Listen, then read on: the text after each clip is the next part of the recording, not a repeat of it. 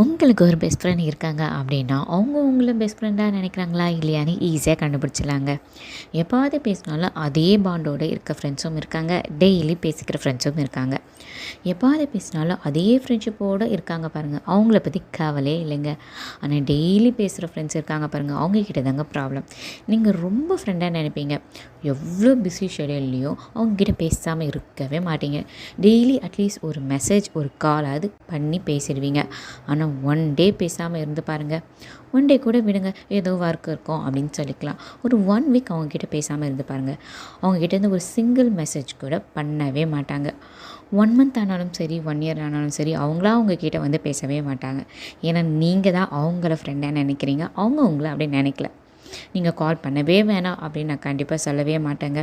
இத்தனை நாள் நீங்கள் பேசாமல் இருந்தீங்களே கொஞ்ச நாள், அந்த கொஞ்ச நாளில் ஒரு 1 டே இல்லை ஒரு மெசேஜில் இன்னும் டெய்லி கால் பண்ணியிருந்த மெசேஜ் பண்ணியிருந்த திடீர்னு காணுமே, எதனா ப்ராப்ளமா அப்படின்னு கேட்குறாங்க பார்த்தீங்களா, அவங்கள நீங்கள் தாராளமாக நம்பலாம். நீங்கள் பேசினா மட்டுமே பேசுகிறாங்க பாருங்கள், அவங்கள என்றைக்குமே நம்பாதீங்க. அவங்க உங்ககிட்ட பேசுகிறதே ஒரு டைம் பாஸ்க்காக மட்டும்தாங்க இருக்கும். நான் சொன்னதை கொஞ்சம் யோசிச்சு பாருங்கள். நான் கிளம்பிட்டு கிளம்புறேன். வயசு ஏன் டேக் கேர்.